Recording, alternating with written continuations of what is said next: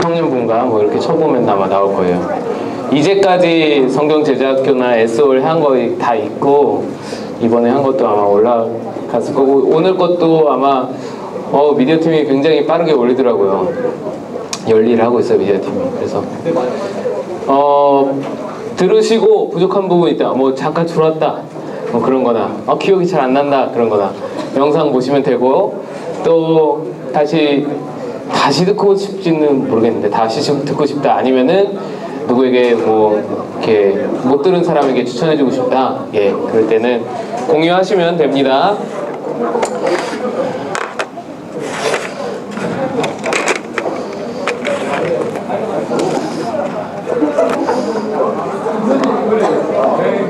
기쁨아, 우리 찬양 하나 하자. 고마워 기쁨아, 복 받아라 우리 기쁨이. 기쁨아 고생한다 우리 기쁨아. 우리 이 찬양 더 원합니다. F.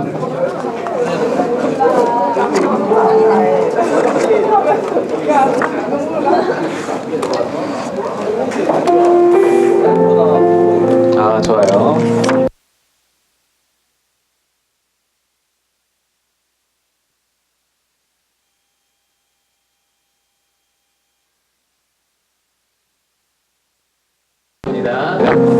예수.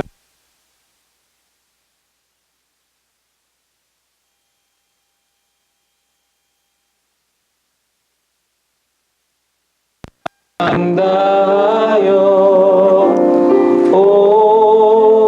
오직 주님 한 분만 간절히 더 원합니다. 다시 처음부터 예수 사랑합니다. 예수 사랑합니다. 사랑합니다. 온 마음 다하여 오직 주님 한 분만 간절히 더 원합니다. 넘쳐나네, 넘쳐나네, 넘쳐나네. 주를 향한 내 속에 갈망이 주님께로 날 이끌어 주소서.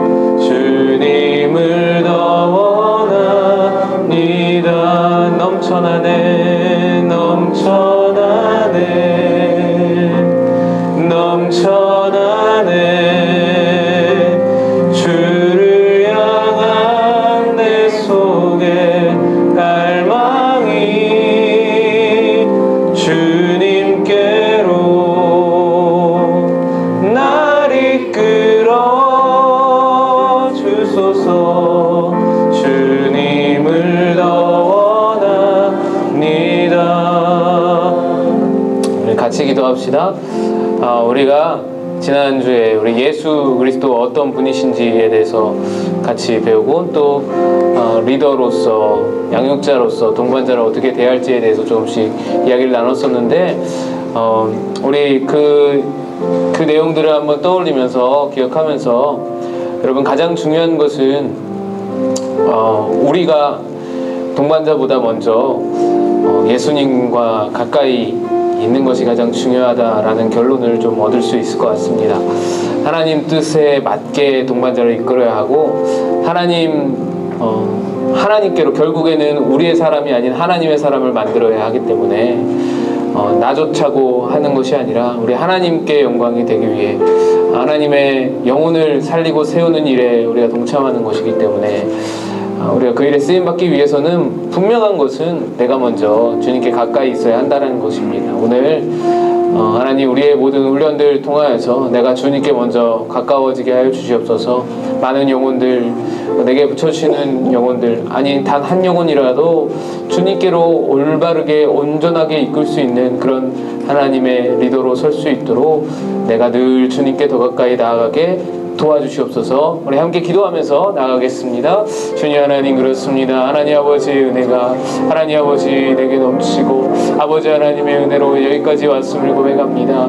주님, 그러나 내가 리더로 서기 위해서 더 가까이 주님께 나아가기를 원합니다. 하나님께 가까이 있는 것이 하나님 리더의 가장 큰 요건이고 가장 우선되는 과제이고 가장 하나님 아버지 우리가 갖추어야 할 자격임을 고백합니다. 주님, 내가 주님께로부터 멀어지지 않도록 하나님 아버지 늘 나를 가까이 붙여주시고 하나님 늘 주님과 친밀하게 하시고 늘 주님을 그리게 하시고 생각하게 하시고 주님을 마음에 두고 살아가는 우리 모든 꿈청의 리더들, 예배 리더들 될 수 있도록 인도하여 주시옵소서. 이번 하나님 리더 학교를 통하여서 하나님 아버지의 하나님 은혜로 말미암아 하나님 온전한 리더는 하나님 또 많은 것을 아는 리더는 아닐지라도 주님 아버지께서 기뻐하시는 리더, 하나님께서 보시기에 칭찬하실 만한 리더, 하나님 아버지께서 아름답게 보실 리더 하나님 되어질 수 있도록 인도하시고 도와주시옵소서. 주님 의지합니다. 부탁합니다. 하나님 오늘도 주님께 온전히 맡겨드립니다. 하나님께서 주장하시는, 하나님께서 주관하시는 하나님 그런 오늘 리더 학교가 되게 도와주시옵소서. 한 사람 한 사람 간절한 마음, 소망하는 마음을 가지고 주님 앞에 나왔습니다. 영혼을 살리고 세우는 일에 동참하기 위해서 하나님 준비하며 나왔습니다. 주님, 오늘 주님 아버지께서 우리를 인도하여 주셔서 하나님 부족하지만 주님 칭찬하실 만한, 주님 아름답게 보실 만한 리더의 자리에 한 걸음 더 가까이 가는 우리들 되게 도와주시옵소서. 부탁하고 예수님의 이름으로 기도합니다. 아멘. 네, 감사합니다. 기쁨아 고맙다. 복 받으세요. 예, 드세요 여러분. 김밥 드세요. 마저 드세요.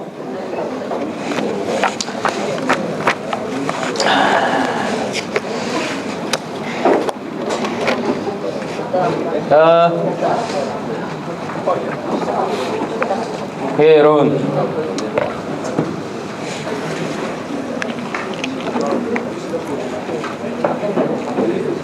오늘 준비팀에서 이렇게 의자와 책상을 준비해줘서 감사합니다. 여러분, 제가 앉아있어서 불편하지 않죠?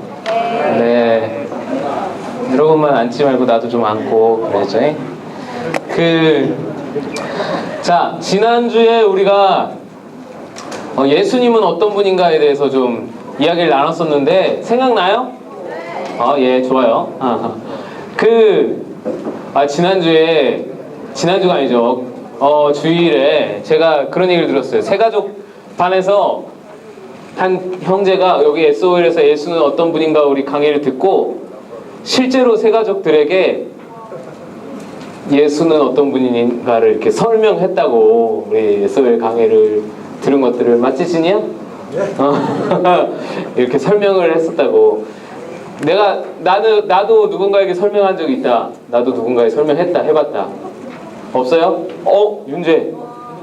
동생이요. 동생에게. 이야, 훌륭해. 여러분, 본받아야 돼요, 이런 건. 훌륭하죠. 박수 한번, 윤재. 자, 여기 나와서 한번 설명할 사람 있어요? 갑자기 훅 들어왔죠, 제가? 나와서 제가 선물 준비했어요. 오늘 제가 질문하거나 질문에 대답하거나 뭐 시키는 거 하면은 제가 이거 별거 진짜 별거 아닌데 제가 카카오뱅크에서 체크카드 받았더니 스티커를 줬어요. 이거 스티커야, 스티커. 예뻐, 아주 예뻐. 이거 안 파는 거야. 이거 캐릭터 스티커예요. 이거 5개 있어. 내가 기분 내키면 5개 다 줄 수도 있어요. 네, 이 라이언 너무 예뻐. 라이언 줄 거예요. 줄러 가져왔어. 그러니까 없어요? 예수님은 어떤 분이십니까? 내가 설명할 사람 없어? 네, 없으면 빨리빨리 넘어가. 패스. 빨리. 누구? 누구 있었어? 아니야. 네. 자, 오늘은 두 번째 만남, 두 번째 시간이에요.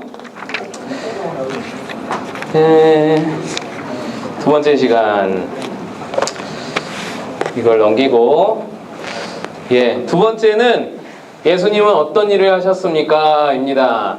그러니까, 지난주는 예수님의 정체, 예수님이 어떤 분이냐, 예수님이 누구이냐에 대해서 좀 배웠다면, 오늘은 예수님이 하신 일, 예수님의 사역, 그런 생애, 그런 것들에 대해서 좀 보도록 하겠습니다.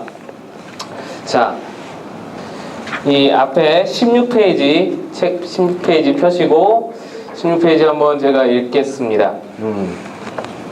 요즘 사람들은 자기를 소개할 때 자기의 양력과 경력을 말하기도 합니다. 이것은 자기가 그동안 해온 일이 바로 자기를 나타낸다고 생각하기 때문입니다. 이 때문에 우리 사회에서는 이력서가 사람을 소개하는 데 필수적입니다. 이제 당신은 예수가 누구인지를 어렴풋하게나마 알았습니다. 그러나 어떤 사람을 제대로 알기 위해서 그가 무엇을 했고 지금 무엇을 하고 있는지를 한마디로 그의 이력을 아는 것이 필요하듯이 예수에 대해서도 마찬가지입니다. 지금까지 당신 예수를 어떤 일을 한 사람이라고 생각했습니까? 자, 이 앞에 있는 질문은 그냥 이렇게 들어가기 입문하는 질문이에요. 그러니까 동반자들이랑 나누면서 읽어보면서 간단하게 어떤 일을 한다고 생각하냐고 물어보고 자기도 이렇게 생각한다고 물어보고 얘기하고 첫 번째 만날 때도 있었죠. 예수를 어떻게 생각하냐고 그런 질문이에요. 그러니까 그렇게 쉽게 간단하게 생각하시면 돼요. 답이 없고 각자 생각하는 거를 자율적으로 대답하면 되고 예수는 자서전이나 회고록 같은 것을 남기지 않았습니다. 그러므로 그의 행적을 알기 위해서는 그의 제자들의 기록을 참고할 수밖에 없습니다. 물론 그들도 예수가 행한 일을 다 기록하지는 못했지만 꼭 필요한 내용은 4개의 복음서에 남겼습니다. 이제 그 기록을 보면서 예수가 어떤 일을 했는지 공부합시다. 그래서 이번 두 번째 만남은 사역이라는 거, 예수님이 하신 일이라는 거. 예수님 하신 일 하면 떠오르는 게 뭐예요, 여러분? 병 고치는 거. 병 고치는 거. 또 가르치시는 거. 포도주 뭐 들이키신 거? 포도주 변화로 물로 되게 하신 거? 가장 기본적인 게 안 나오는데? 가장 기본. 복음, 그래요. 십자가, 부활, 그런 것들. 예수님 하신 일들. 가장 기본은 십자가고, 그죠? 그 다음에 이제 고치시고, 가르치시고. 여러분 답을 다 알아요, 이미 문제들에. 자, 1번. 마태복음 11장 2절에서 6절을 읽으십시오. 요한이 예수가 자신이 기다리는 메시아인지를 확인하는 질문을 했을 때 예수는 자기가 하고 있는 일을 어떻게 묘사했습니까? 자, 마태복음 11장 2절 6절 이거 보여요 다? 이쪽도 다 보여? 다 보이세요? 읽어봅시다. 시작. 요한이 옥에서 그리스도께서 하신 일을 듣고 제자들을 보내어 예수께 여짜오되 오실 그이가 당신이오니까 우리가 너희가 가서 듣고 보는 것을 요한에게 알래. 어떤 사람이 걸으며 나병 환자가 깨끗함을 받으며 못 듣는 자가 들으며 죽은 자가 살아나며 가난한 자에게 복음이 전파된다 하라. 누구든지 나로 말미암아 실족하지 아니하는 자는 복이 있도다 시니라. 자, 뭐냐면 요한이 감옥에 gat혔어요. 요한이 감옥에 갇혀서는 이게 심란한 거야. 예수님이 요한이 뭐 했어요? 예수님한테 세례 줬어요. 예수님이 사역하기 전에 요한이 예수님한테 세례 줬어요. 요한이 형이야? 예수님이 형이야? 요한이 형이에요. 요한이 6개월 먼저 태어났어요. 그래서 요한이 형이고 요한 어머니랑 예수님 어머니랑도 이렇게 교제가 있었고 그랬죠. 근데 아무튼 요한이 먼저 태어나서 요한이 예수님에게 세례를 베풀었는데 요한이 사역도 먼저 시작했고 요한이 제자도 먼저 갖췄어요. 요한의 그 공통제를 가지고 있었어요. 근데 요한이 이렇게 공동체 이렇게 해서 뭐 세례도 베풀고 사람들에게 하나님 나라도 선포하고 막 그러고 있었는데 예수님이 나타나서 예수님이 제자들 모으고는 요한의 제자들 중에서 예수님 제자들로 막 넘어가는 사람들이 있었어요. 예수님 따르겠다고 가고 막 그렇게 됐어요. 그러니까 요한이 점점 힘들어지다가 나중에는 요한이 옥에 갇혔어요. 요한 왜 옥에 갇혔는지 기억나요? 아, 뭔지 알아요?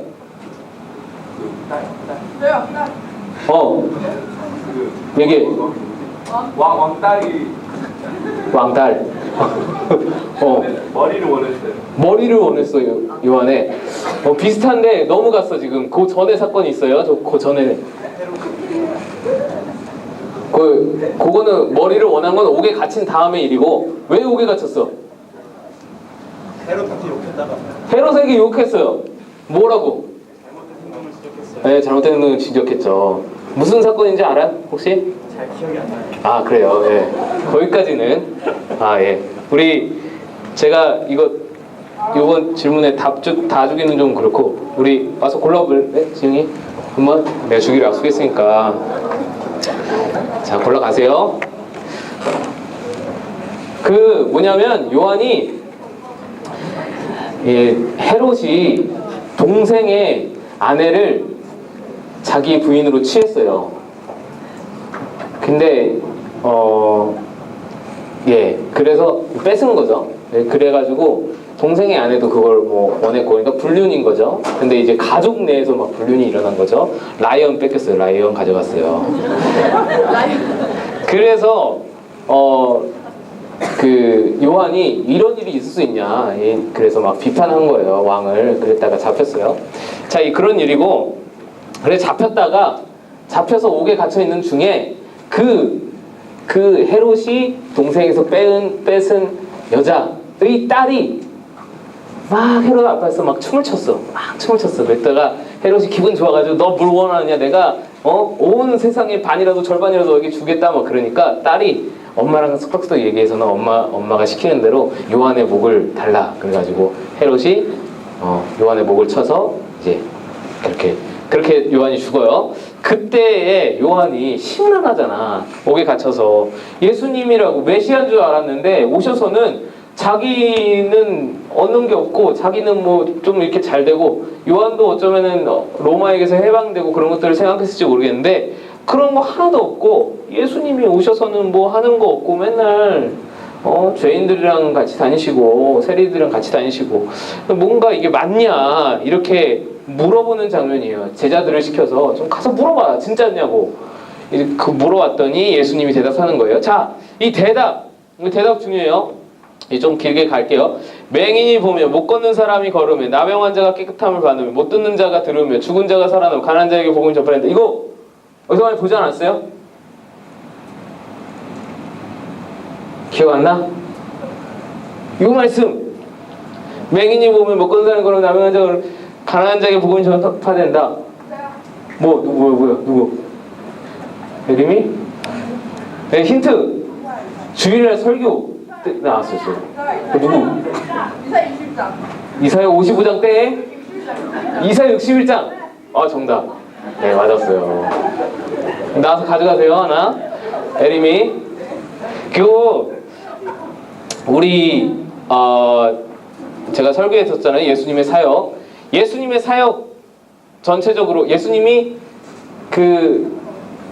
가버나움에서 첫 설교하실 때 이사야 61장을 본문으로 선언했다고 그랬어요. 그러니까 자기의 사역할 내용을, 자기가 부르심받은 내용, 자기가 사명으로 하나님께 받은 내용을 설교 본문으로 잡고 설교를 하셨어요. 그때 나왔던 게 이거예요. 그러니까 예수님의 앞으로 하실 사역도 바로 이거란 얘기죠. 요한이 메시아가 맞습니까? 물어볼 때 내가 이 사명 받고 내려왔다, 하나님께로부터.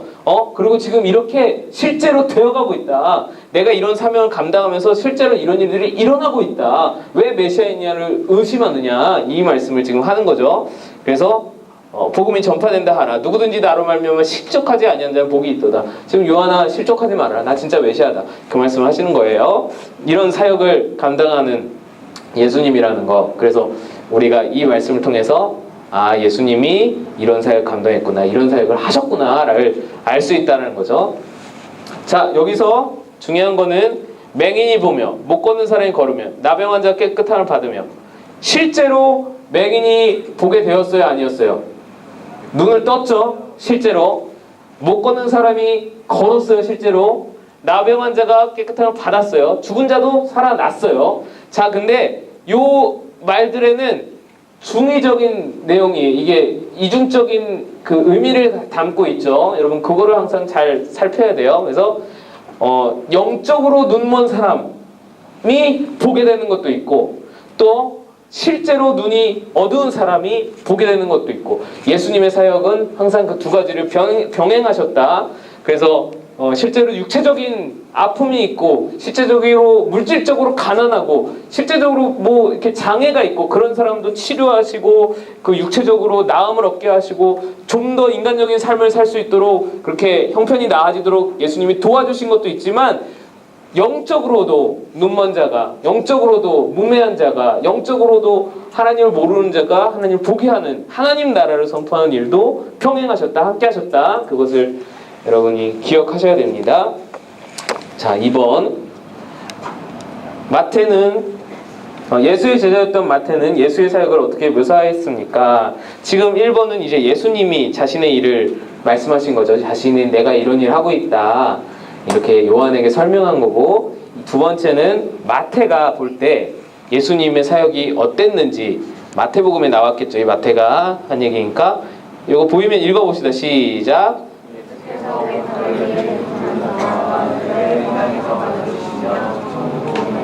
전파하시며 백성 중에 모든 사람과 이쪽에서 안 보이지?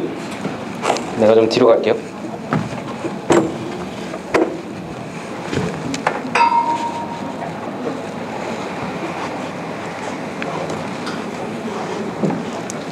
네, 잘 보이죠? 그 마태가 예수님의 제자 마태가 예수님을 볼 때 이런 일들을 하시는 것을 보았다. 자, 여기에서 아까 누가 얘기했지? 가르치고 전파하고 고치신다고. 예, 가르치셨어요. 예수님은 회당에서 가르치셨어요. 티칭 사역을 하셨고 복음을 전파하셨어요. 프리칭 사역을 하셨고 고치셨어요. 힐링 사역을 하셨어요. 그래서 저는 신대원 다닐 때 이제 이게 중요했어요. 이거 예수님이 어떤 사역을 했냐 되게 중요해서 이게 세 가지 공생의 사역이거든요. 그래서 저는 가르치며의 가, 전파하시며의 전, 해서 가전제품 고치신다. 예수님은 가전제품 고치셨다 이렇게 배웠어요. 그냥 듣고 흘리세요, 여러분. 공생의 3요소예요. 공생의 사역 3요소. 그래서 지금 우리 교회의 사명도 사실 여기에 있다. 이렇게 보시면 돼요. 예수님이 3년 동안 공생의 사역하시면서 실제로 이 땅에서 하셨던 사역을 우리 교회도 따라가야 될 거 아니에요. 그래서 우리의 사역의 방향도 여기에 있다. 가르쳐야 돼요. 말씀을 가르치고 성경을 가르치고 선생이 되어야 된다. 교회가. 그래서 성도들을 제자로 세우고 성경 지식을 쌓게 해주고 하나님을 가르치고 가르치는 일에 힘써야 된다. 그리고 복음을 전파해야 된다. 안 믿는 자에게 복음을 전하고 하나님 나라를 전파하고 선교 사명을 감당해야 된다. 그리고 고쳐야 된다. 이거는 예수님은 치유 능력이 있었으니까 고치시지만 우리는 어떻게 고칩니까? 라고 물을 수 있지만 사람을 사람답게 하는 그런 어떤 복지적인 그런 봉사, 섬김 이런 것들을 의미해요. 교회가 할 사명 중에서. 그러니까 이 세 가지가 두루 균형을 잘 맞춰야 돼요. 교회가 어느 한쪽으로 편중하면은 안 되는 거야. 그래서 교회는 이 세 가지 사역을 두루 잘 갖춰야 된다. 그래서 가르치는 선생, 교육의 사역과 복음 전파의 사역과 봉사, 섬김의 사역 그런 것들이 있어요. 자, 다음에 3번 볼게요. 예수님은 공생의 생애 중에 어떤 사람들과 함께 지냈습니까? 마가복음 2장 15절 함께 읽읍시다. 시작.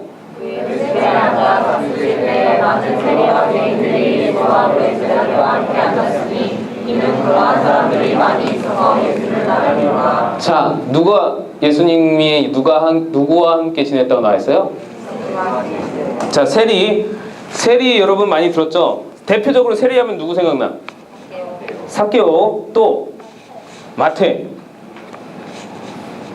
예, 세리 마태, 레위라고도 하죠. 그 세리는 예수님의 제자로 예수님 앞에 변화된 세리는 성경에 나오는 건 삭개오와 마태 둘이었어요. 근데 실제로는 더 많은 세리들이 예수님을 따랐다. 그리고 죄인들, 여기서 세리 잠깐만 설명할게요. 세리는 로마의 세금을 대신 거두어주는 세금 징수원이었어요.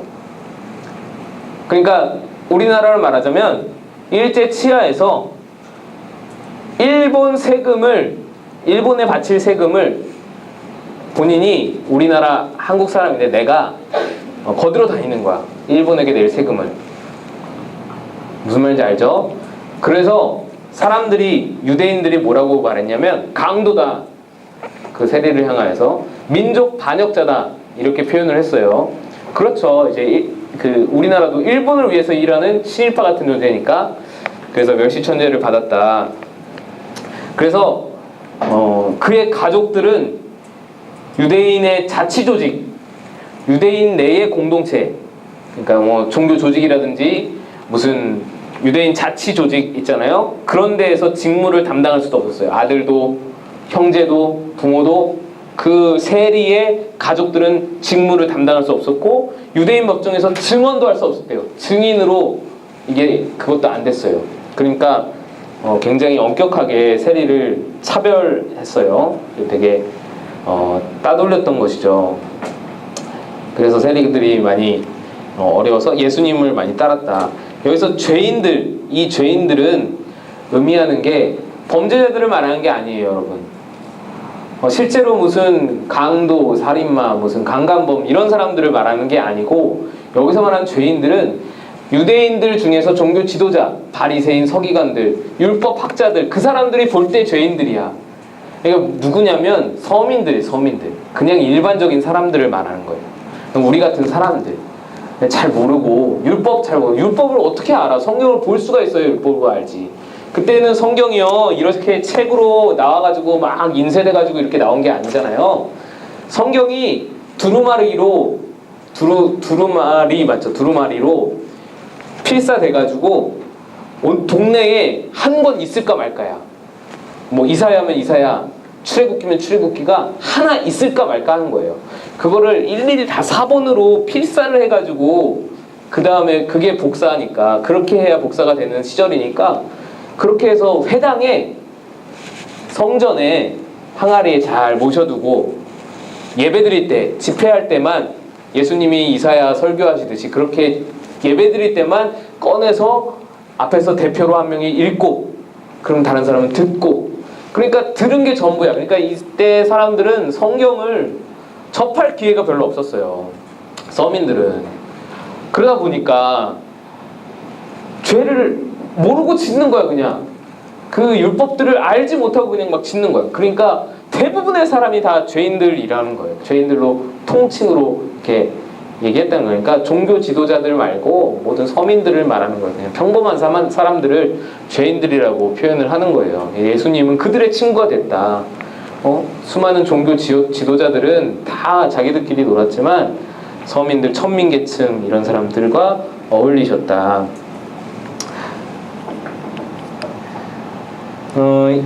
이것은 이제 예수님이 이 땅에 오신 목적을 좀 보면 알 수 있는데 마가복음 10장 45절에 보면 이렇게 나와 있어요. 인자에 온 것은 섬김을 받으려 함이 아니라 도리어 섬기려 하고 자기 목숨을 많은 사람의 대속물을 주려 함이라 이렇게 말씀하고 있어요. 그런 거 볼 때 예수님이 진짜로 이렇게 섬김 받으려고 어떤 높은 자리에서 그런 사역이 아니라 이런 사람들의 친구가 되러 오셨다라는 것을 알 수 있죠. 4번 시간이 많이 갔어요 벌써. 4번 이와 같은 공생애를 보낸 예수님에 대해 당신은 어떻게 느낍니까? 느낌을 말하면 돼요. 그의 생애에 어떤 면이 당신에게 감명을 줍니까? 여기서 이제 조금 정리를 하면 1번 문제는 예수님의 구약에 예언된 예수님의 사역을 의미해요. 예수님이 자신이 생각하는 사역이기도 하고 이거는 이사야 61장을 이렇게 갖다 쓴 거거든요. 인용한 거거든요. 그러니까 이사야 61장은 구약이잖아. 예언된 예수님의 사역을 의미하고 2번은 공생의 3요소, 공생의 사역 3요소를 의미하고 3번은 소외된 자들의 친구가 되었던 예수님의 사역을 의미합니다. 4번에 그것들을 정리해가지고 어떻게 느끼냐라고 함께 나누면 될 것 같아요. 자율대답이 필요한 부분이고 5번 예수님은 어떤 죽음을 당하셨습니까? 자, 여기서 이제 본격적으로 나와요. 예수님 어떻게 죽으셨어요? 네, 십자가에 죽으셨죠. 빌라도가 무리에게 만족을 주고자 하여 바라바는 놓아주고 예수는 채찍질하고 십자가에 못 박히게 넘겨주니라. 때가 제3시가 되어 십자가에 못 박으니라. 예수님은 채찍질 당하시고 십자가에 못 박혀서 처형당하셨다. 자, 십자가에 당시에 우리가 볼 때 십자가 의미 말고 당시 사람들이 볼 때 십자가 의미, 예수님을 믿지 않던 당시에 그 십자가형을 내린 사람들의 십자가의 의미, 먼저 로마인들에게 십자가의 의미 무엇일까? 로마인들에게는 십자가는 가장 잔악한 잔인한 이 형벌 처형 방법이었어요. 주로 십자가 처형 당하는 사람은 어떤 사람이었냐면 로마인이 아닌 그러니까 로마가 그때 식민지가 많았잖아요. 그 식민지 백성 그리고 노예 이런 사람들 중에서 그 중에서도 그 사람들이라도 아무나 이렇게 십자가에 못 박지 않고 그 사람들 중에서도 가장 뭐랄까 가장 이렇게 악랄하다고 봤던 죄악이 뭐냐면 반란이었어요. 반란, 정치적 반란을 가장 악랄하게 봤거든요. 그 로마인들이. 그래서 그런 사람들을 주로 십자가에 죽였어요. 처형을 했어요. 그래서 예수님을 지금 어떤 내란 음모로 본 거예요. 예수가 그랬잖아요. 유대인의 왕이다. 뭐 그런 말을 그게 죄명이었잖아요. 명패. 그러니까 로마인들은 예수님을 내란 음모죄로 처형을 한 것이다. 십자가형에 당하는데도 정도가 있었어요. 뭐 몇 단계가 있었을지 모르겠는데 대부분은 끈으로 묶었어요. 손목과 발목을 끈으로 그냥 묶어서 말려 죽였어요. 말리다 보면은 뭐 새가 와서 뜯기도 하고 뭐 그러면서 이렇게 말려 죽였어요. 대부분. 이제 그러다가 뭐 무릎 꺾어가지고 이제 너무 안 죽으면 뭐 그렇게 죽이기도 하고 그랬는데 못 박는 거는 정말 너무 심한 잔인한 형벌이었어요. 예수님은 그 가장 극형에 해당하는 우리로 말하자면 능지처참에 해당하는 그런 형벌을 당하신 거다. 로마의 입장에서는 그런 의미예요. 유대인에게는 무슨 의미일까? 유대인 구약에 나무에 달린 자는 저주를 받은 자라고 나와 있어요. 우리 갈라디아서 3장 13절을 보면 제가 읽을게요. 그리스도께서 우리를 위하여 저주를 받은 바 되사 율법의 저주에서 우리를 속량하셨으니, 그러니까 십자가는 저주받은 자에 해당했어요. 그러니까 나무에 달린다는 것은 저주받은 것을 이렇게 의미했어요. 그래서 유대인에게는 율법의 저주를 당한 의미였다. 예수님은 실제로 율법의 저주를 당하셨죠. 우리를 대신해서 우리가 받아야 할 저주를 예수님이 대신해서 받으신 거죠. 우리는 왜 저주받아야 돼? 우리 죄로 인해서 우리가 받아야 될 저주를 예수님이 대신 받으신 거죠. 그러니까 두 가지의 의미가 로마인에게 유대인에게 따로따로 있었다. 십자가의 의미는. 네, 넘어가죠. 예수님의 죽음의 의미를 요약해 보세요. 6번. 예수님의 6번 문제. 예수의 죽음은 그 당시 어느 정치범의 죽음과 별로 다를 것이 없었습니다. 그러나 예수 자신뿐 아니라 그의 제자들도 그의 죽음에 커다란 의미가 있다고 말했습니다. 그 의미를 요약해 보십시오. 우리 봅시다. 마가복음 10장 45절 함께 읽습니다. 시작. 인자가 온 것은 섬김을 받으려 함이 아니라 도리어 섬기려 하고 자기 목숨을 많은 사람의 대속물로 주려 함이니라. 네, 예수님의 죽음의 의미가 뭐죠? 대속물. 우리를 대속하기 위해서 대속이 뭐예요? 대속. 대신 속하는 거야. 그 다음에 또 다른 의미가 있어요. 두 가지 중요한 의미. 십자가에 수많은 의미가 있겠죠. 뭐 희생의 의미, 뭐 순종의 의미, 여러 가지 의미가 있는데 그 중에서 대표적인 십자가의 의미 두 가지예요. 대속, 하나는 대속이고 두 번째 로마서 5장 8절 시작. 우리가 아직 죄인 되었을 때에 그리스도께서 우리를 위하여 죽으심으로 하나님께서 우리에 대한 자기의 사랑, 대속과 사랑이 십자가의 두 줄기다, 의미다 라고 볼 수 있어요.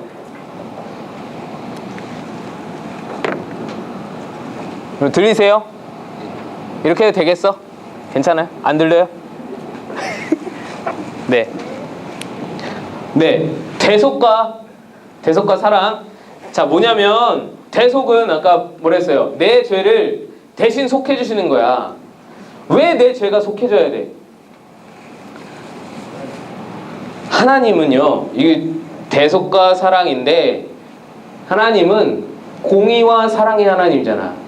여러분 아시죠? 나중에 뭐 하나님 속성 가면 다 배울 텐데 공의의 하나님이야. 공의의 하나님. 공의라는 게 뭐예요? 공의라는 게 뭐야? 정의로움이야. 정의로움. 한마디로 말하면 정의로움이고 죄를 가만두지 못해. 죄를 그냥 두고 보실 수가 없는 거예요. 우리 볼 때 불의를 보고 못 참는 성격 있잖아요. 정의롭다 그러잖아요. 그거 비슷한 거야. 하나님은 죄를 좌시하지 못하셔요. 거룩하시기 때문에 죄를 가까이 할 수 없어. 그래서 나중에 성경에 보면은 죄인이 하나님께 가까이 오면은 죽어요, 그냥. 하나님이 선택한 자만 하나님 앞으로 나올 수 있어요. 그런 거 이제 나중에 이제 율법 설명할 때 알 수 있는데, 그래서 아무튼 하나님은 공의의 하나님이고 사랑의 하나님이야. 이게 두 가지가 충돌하는 것 같은데 신비하게 어울리는 거예요. 자, 근데 보면은 하나님은 공의의 하나님으로서 그 공의의 속성을 가지고 십자가를 보면은 대속물이야. 십자가의 의미는. 그죠? 왜냐하면 우리가 사실 십자가를 져야 되는 거야. 우리 개개인이 한 명이 다 우리 죄를 바라볼 때 우리 죄를 해결하기 위해서는 그 십자가를 져야 되는 거야. 그런데 그것을 대신 져주시기 때문에 공의를 이루신 거죠. 하나님께서 그 죄를 해결하는 거예요. 우리 죄를, 인간의 모든 죄를 해결하는 거야.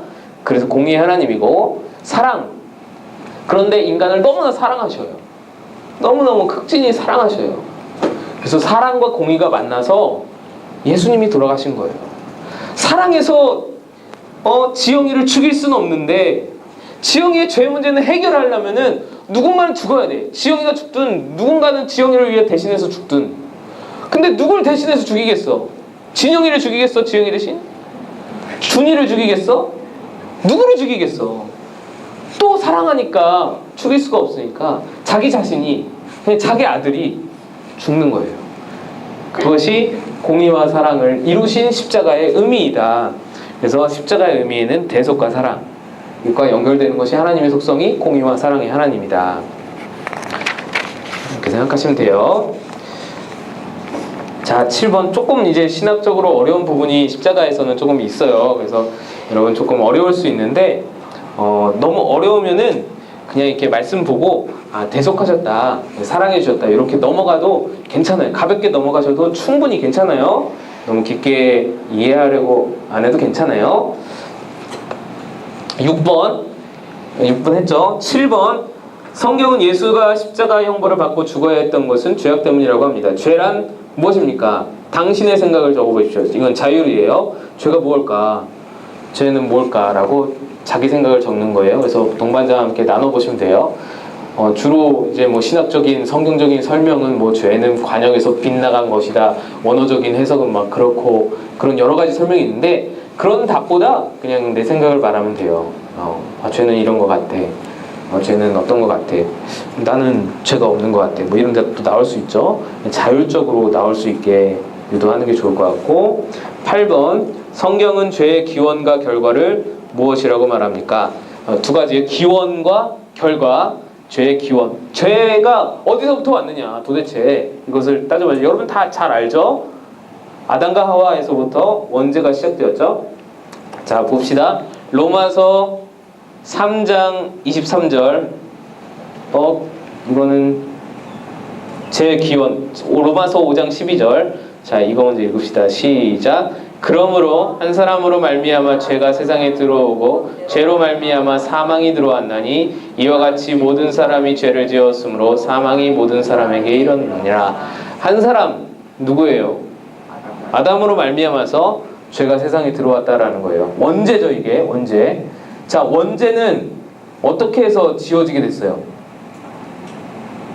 하나님 간단해요. 원죄는 하나님이 따먹지 말아라 그랬는데 따먹은 거예요. 뭐예요? 불순종이에요. 불순종. 죄의 근원은 사실 불순종이다.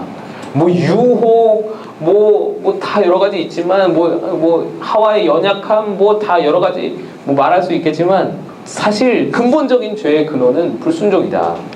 내가 중심이 되는 거예요. 그래서 이 책의 그 주제가 뭐냐면 맨 앞에 위에 보면은 뭐라고 써 있는지 읽어볼래요? 원투원 디사이플링에서 보면은 뭐라고 써 있어요? 자기 중심의 그리스도인이 아니라 예수 중심의 그리스도인으로 세운 책이에요. 그래서 이 책의 주제가 그런 거예요. 그러니까 죄는 나 중심의 사고방식으로 이해 안 돼. 저거 왜 먹지 말라 그러지? 그래서 불순종해서 죄가 우리가 지금 이 고생을 하는 거 에덴 동산에서 정말 평화롭게 희락락하면서 열매 따먹고 그러고 놀 수 있는데 2017년 10월 1일 얼마나 기다렸어 우리가. 열을 쉬려고. 우리가 이날을 재작년부터 기다린 사람도 있단 말이지. 달력에 체크하면서. 왜 그래요? 왜 땀 흘려서 일해야 돼? 죄의 저주거든. 원죄의 저주에 다. 그러니까 이 고생을 하는 것도 다 어찌 보면 그 불순종 하나 때문에. 자 넘어가고. 그래서 이 죄의 기원에 대해서는 창세기 3장을 참고하시면 좋아요. 이 지침서에는 나와 있어요. 그러니까 창세기 3장을 보시면은 더 좀 명확해질 수 있고요. 죄의 결과 봅시다. 로마서 3장 23절 읽읍시다. 나 수전증 있나? 왜 이렇게 떨리지 이게? 로마서 3장 23절 시작.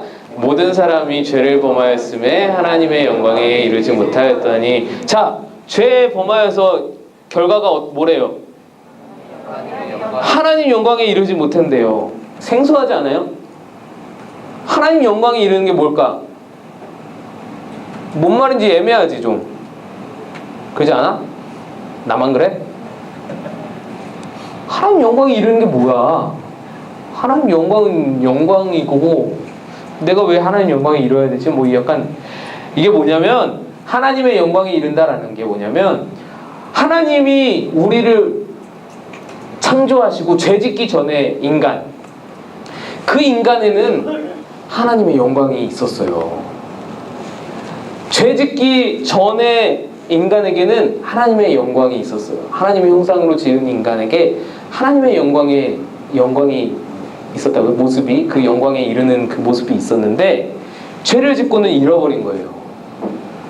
그랬는데 언제 다시 회복될까? 언제 다시 회복될까? 언제 다시 회복될까? 언제? 그냥 너희들이 아는 거야 다.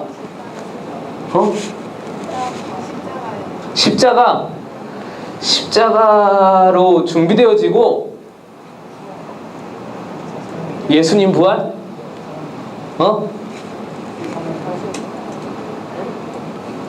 뭐라고 진영아? 성령님이 다시 오신 거였어요. 성령님이 오실 때 더 정확하게 성령님은 이미 오셨고 그지? 성령님은 이미 오셨고 누가 다시 오실 때? 예수님이 오실 때 재림하실 때 완벽하게 이루어진다. 그러니까 그거죠.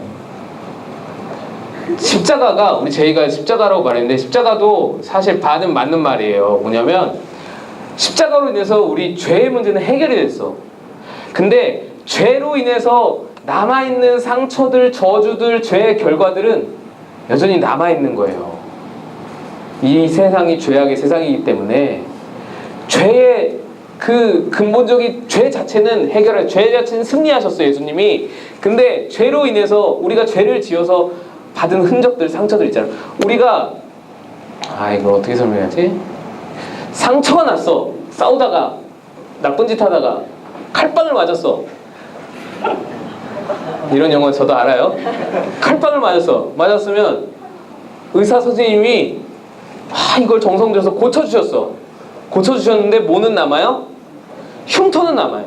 피는 더 이상 안 나는데 흉터는 남는 그 말이에요. 그러니까 죄는 여러분 지금도 마찬가지야. 우리가 죄를 짓잖아요. 죄의 무서움이 뭐냐면 죄를 지어도 하나님이 용서해 주셔요. 당연하지, 용서해 주셔.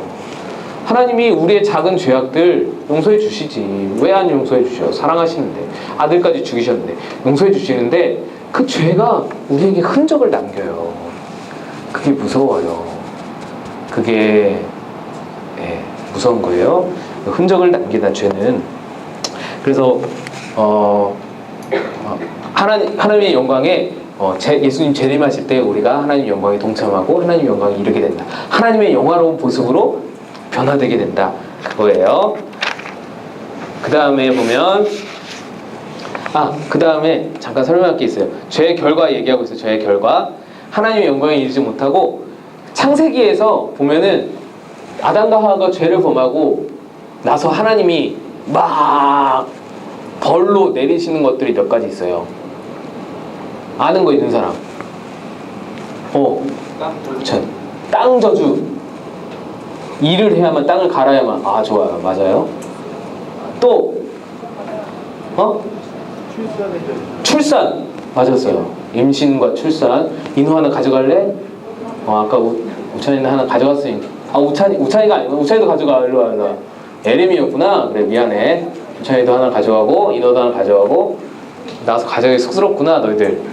그럼 나중에 내가 하나씩 줄게. 우찬아, 인호야. 그래. 출산과 임신과 출산, 그리고 땅을 열심히 일을 해야만, 밭을 갈아야만 소산을 얻고, 또 흙으로 돌아가는 것, 그죠? 흙으로 돌아가는 것, 그 다음에 에덴에서 쫓겨나는 것, 이런 죄의 저주들을 받았어요. 그래서 이 죄의 결과들은 예수님 십자가에서 죄를 해결하셨지만 아직도 남아있다. 임신 우리가 해결할 수 없잖아요. 여전히 남아있고, 흙으로 돌아가는 거 여전히 남아있고, 에덴에서 쫓겨나는 거, 일평생 수고해야 하는 거 다 남아있다.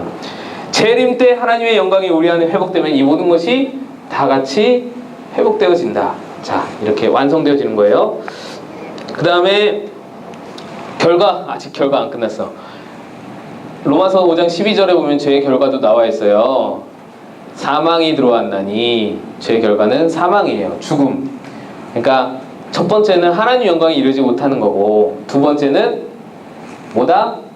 사망, 죽음이다. 죽음에는 세 가지가 있습니다, 여러분. 세 가지. 영적인 죽음, 육체적인 죽음, 그리고 영원한 죽음. 세 가지가 있어요. 영적인 죽음은 간단히 말해서 우리가 하나님과의 교제가 끊긴 상태, 또는 하나님을 믿지 않는 상태가 영적인 죽음이에요. 여러분도 때때로 이렇게 영적으로 힘들면은, 영적으로 이렇게 다운되잖아요. 죽으려고 그러잖아, 영적으로. 죽기 일보 직전에 목사님하고 기도하고 찬양 부르다가 은혜 받고, 그래서 죽기 일보 직전에 기사회생들 하잖아요. 너무 자주 이렇게 반복하지 해서 문제지. 자꾸 그러잖아요. 그러지 말고 항상 살아있어야 돼요. 근데 영적인 죽음이 있고, 그 다음에 둘째, 육체의 죽음. 우리 육신이 죽는 거죠. 사망하는 거죠. 그리고 영원한 죽음. 영원한 죽음은 둘째 죽음이라 그래요. 둘째 사망이라고 표현해요. 계시록에.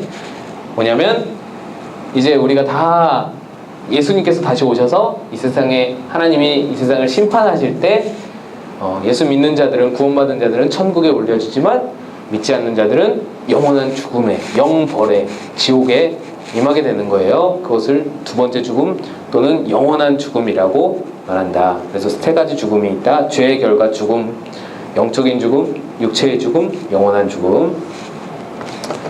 예. 넘어갑시다. 예수님의 십자가 죽음으로 죄 문제를 해결하셨습니다.